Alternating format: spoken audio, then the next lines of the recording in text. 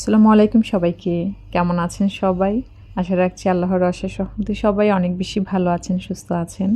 এই প্রত্যাশা, এই শুভকামনায় আপনাদের সবাইকে আকন্দ হোমস ডায়েরির আরও একটি নতুন ভিডিও দেখার জন্য ওয়েলকাম জানাচ্ছি। আমার আজকের ভিডিওটা শুরু করেছি রাত ৯টা বাজে।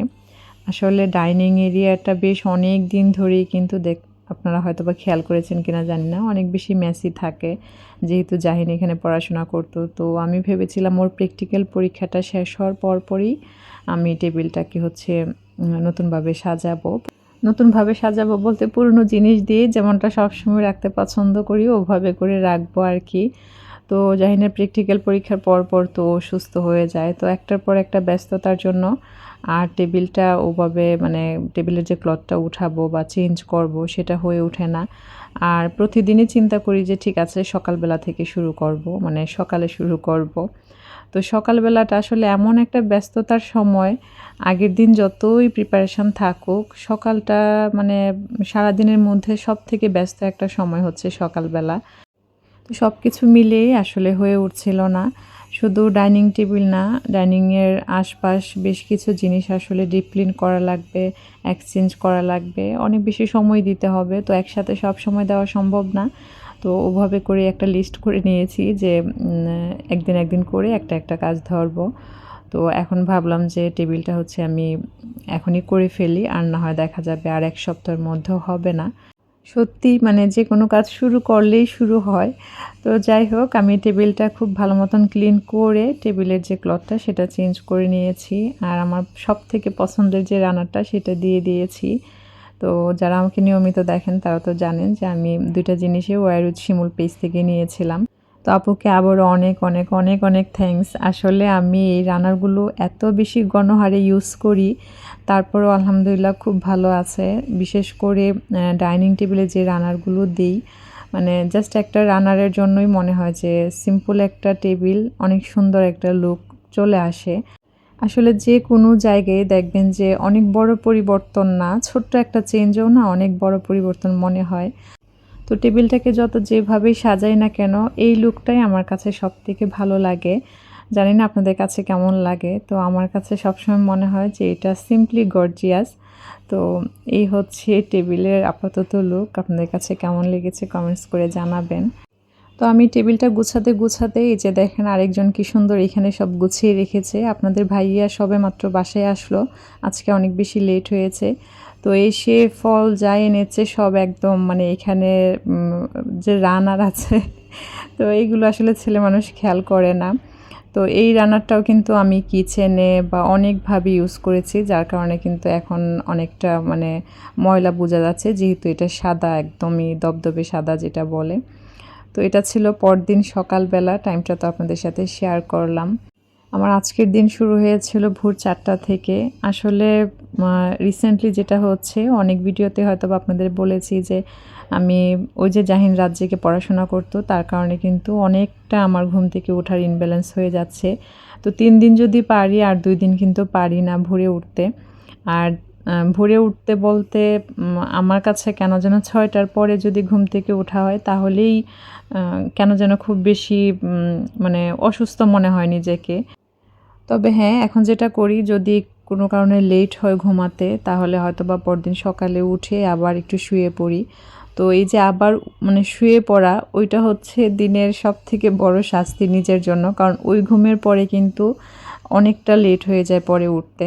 তো যাই হোক, অফ ক্যামেরায় সকালের বেশ কিছু কাজ করে নিয়েছি। সবসময়ের মতোই সকালের নাস্তা পর্ব শেষে আপনাদের ভাইয়াকে একদিকে খাবার দেওয়া, অন্যদিকে রান্নাবান্নার প্রস্তুতি। তো আজকে হচ্ছে গরুর মাংস রান্না করব, যার কারণে এখানে মাংসটা আগে বসিয়ে দিব। তো আমি যখন মাংস রান্নার জন্য পেঁয়াজ উঠাচ্ছিলাম, তখন আইনুনার আইডি থেকে যে আপু সুন্দর একটা কমেন্টস করেছিলেন লাস্ট ভিডিওতে, সেই কমেন্টসটার কথা মনে পড়লো। আমি পেঁয়াজ রাখার যে বিষয়টা শেয়ার করেছিলাম, তো আপু সুন্দরভাবে বলেছে যে টেকনোলজির উদ্ভাবন হয়েছে জীবনকে সহজ ও সুন্দর করার লক্ষ্যে।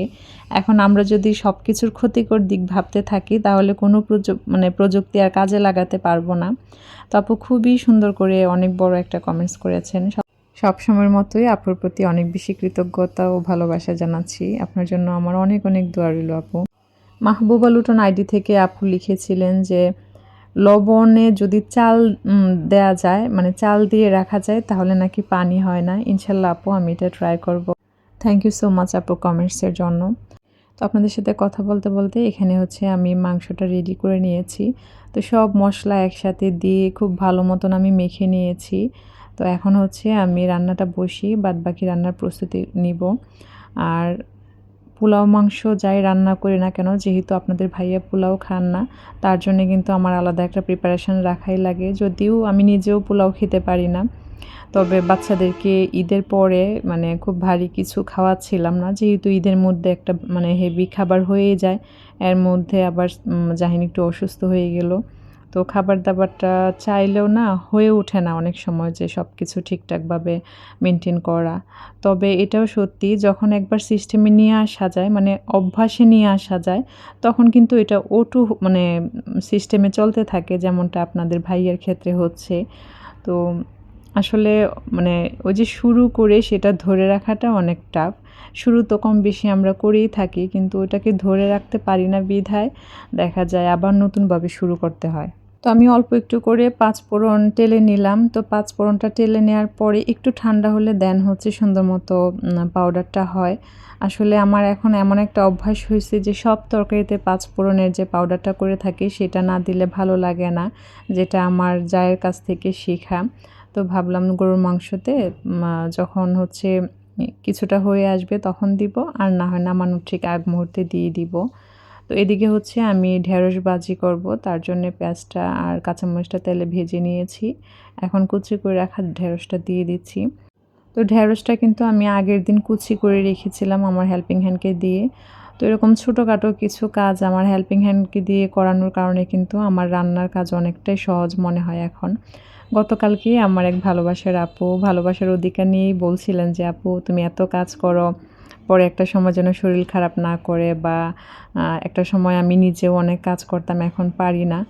আসলে এটা সত্যি যে আমরা হয়তোবা একটা সময় দেখা যায় এত বেশি কাজ করি, নিজের শরীর মন কোনোটার দিকেই তাকাই না। পরে আবার সেটার নেগেটিভ প্রভাব এমনভাবে পড়ে, যেটা আসলে মানে পরে কাজ করা তো দূরের কথা, শরীরটাকে সুস্থ রাখাই মুশকিল হয়ে যায়। আমি আসলে সত্যি বলতে নিজের কাজের ব্যাপারে এখন জাস্ট ব্যালেন্স করার চেষ্টা করি। কোনো কাজে আর ওভাবে মানে একদম পারফেক্টলি যেটা চেষ্টা করতাম যে না কাজে পারফেকশন চাই, ওরকমটা আর করি না। তাছাড়া কিছু কাজ যেমন কুটাকুটি, ঘর মোছা বা কাপড় ধোয়া, এই কাজগুলো তো এখন আমার হেল্পিং হ্যান্ডেই করে। তো সব দিক চিন্তা করলে আসলে সংসারের বড় কাজ যেগুলো সেগুলো কিন্তু আমি ওকে দিয়ে করাই। আর আমি যেসব কাজ নিয়ে বিজি থাকি ওই কাজগুলো আসলে আমার মনের খোরাক। তো যাই হোক, ঢেঁড়স ভাজিটা নামিয়ে আমি হচ্ছে এখন পোলাও রান্নাটা করে নিব। আসলে এই ধরনের রান্না আমরা সবাই পারি। একটা জিনিস আমরা অনেক বেশি ভুল করে ফেলি। অনেকেরই ধারণা যে লাইফস্টাইল ব্লগ মানে আরেকজনকে শিখানোর জন্য কোনো কিছু শেয়ার করা। আসলে এটা কিন্তু একেবারে ভুল মনে হয় আমার কাছে। আমরা আমাদের বাস্তবিক জীবনযাপনে যেমন একজনের কথা থেকে অনেক কিছু শিখি, পাশের বাসার ভাবির কাজ দেখে অনেক কিছু শিখি। লাইফস্টাইল ব্লগটা হচ্ছে এরকম যে আমরা আমাদের দিনযাপনের কিছু অংশ শেয়ার করি, সেখান থেকে কে কোনটা কিভাবে নিবে সেটা তার নিজের ব্যাপার। তবে আমরা যারা ভিডিওগুলো শেয়ার করি তাদেরও অনেক দায়বদ্ধতা থাকে যে কোন জিনিসটা পাবলিকলি শেয়ার করা যাবে, কোনটা শেয়ার করা যাবে না। আসলে আমাদের সেম রান্না দেখবেন যে একটু না একটু এদিক সেদিক থাকে, আবার একেক অঞ্চলের রান্না একেক রকম, আবার একই অঞ্চলের একেক ঘরের রান্না একেক রকম। আমি আসলে লাইফস্টাইল ব্লগটাকে এমনভাবেই দেখি যে আমি হয়তো বা 10টা মানুষের সাথে চললে 10টা মানুষের থেকে যেমন 10টা জিনিস শিখতে পারতাম, লাইফস্টাইল ব্লগের মাধ্যমে আমরা যাদেরকে দেখি তাদের থেকে ওরকম কিছু না কিছু শিখতে পারবো বা শিখতে পারি। তো আসলে আমরা মানে লাইফস্টাইল ব্লগগুলো দেখে অনেকভাবে উপকৃত হই। ওই যে সেম কথা যে কে কোনটা কিভাবে নিব সেটা যার যার নিজের উপর। এই যে কিচেনে আমি একটা কম্পিউটার টেবিলটাকে এভাবে কাজে লাগাতে পেরেছি, এটা কিন্তু শুধুমাত্র সম্ভব হয়েছে আল্লাহর রহমতে ইউটিউবের মাধ্যমে। সেটা হচ্ছে শিমুল আপুর একটা ভিডিওতে আমি দেখেছিলাম যে আপু টেবিলটাকে এভাবে ইউজ করছে। তখন আমার মাথায় আসলো, আরে আমিও তো চাইলে পারি, যেহেতু আমার কিচেনটা অনেক ছোট, আমি চাইলেও যে কোনো একটা অর্গানাইজার এখানে রাখতে পারি না বা যে কোনো একটা ফার্নিচার অ্যাড করতে পারি না। তো এটা কিন্তু আমাকে অনেক হেল্প করেছে। এটার উপরেও যেমন অনেক জিনিস রাখা যাচ্ছে, নিচেও কিন্তু আমার অনেক প্রয়োজনীয় জিনিস আমি রাখতে পারছি। এমন না যে মানে অনেক জিনিস আমি এমনি রেখে দিচ্ছি। একেবারে যে জিনিসগুলো আমার প্রয়োজন সেগুলি কিন্তু সুন্দর মতো ওই টেবিলটাতে ধরে যাচ্ছে। তো যাই হোক, কথা বলতে আসলে কোন কথা থেকে কোন কথায় চলে যাই। সবসময়ের মতো বলবো, ভিডিওতে বা যেকোনো কথাবার্তায় ভুল ত্রুটি থেকে থাকলে প্লিজ কমেন্টস করে জানাবেন। তো আমি চুলায় মাংস আর পোলাও বসিয়ে গোসল করে নিয়েছি। তো পোলাওটা প্রায় হয়ে এসছে। আসলে মাংসটা হতে আজকে অনেক বেশি সময় নিচ্ছে। আর আমার রান্না শেষে বেশ কিছু কাজও আছে, যার কারণে আমি তাড়াহুড়ো করছিলাম। আসলে রান্নার আগে পরে যেমন আমাদের মেয়েদের অনেক কাজ থাকে, রান্নার পাশাপাশিও কিন্তু টুকিটাকি অনেক কাজ থাকে, যেটা শুধুমাত্র আমরা মেয়েরাই আসলে বুঝবো, না বললেও আমরা বুঝতে পারি। তো আমি হচ্ছে পোলাওটা নামিয়ে আমার জন্য একটু ব্ল্যাক টি করবো, সেই জন্য পানি বসাবো। তো এখানে জাস্ট হচ্ছে যে রান্নাগুলো হয়ে যায় আমি চেষ্টা করি যে সার্ভ করেই রেখে দিতে, যতটুকুন সার্ভ করে রাখা যায়। কারণ যদি হাঁড়ি পাতিল সহ রাখি সেক্ষেত্রে অনেকটা স্পেস নিয়ে নেয়। এই যে আপনাদের সাথে প্রায় সময় শেয়ার করি না যে ব্ল্যাক টি খাওয়া হচ্ছে, আমাদের বাসায় দুধ চা না খাওয়া হলেও আমি আমার কথা বলবো, মানে আমার নিজের দুধ চা না খাওয়া হলেও আমি যে কি পরিমাণ ব্ল্যাক টি খাই হয়তো বা 4-5 বারও খাওয়া হয়ে যায়, আর শেয়ার করা হয় হয়তো বা একবার।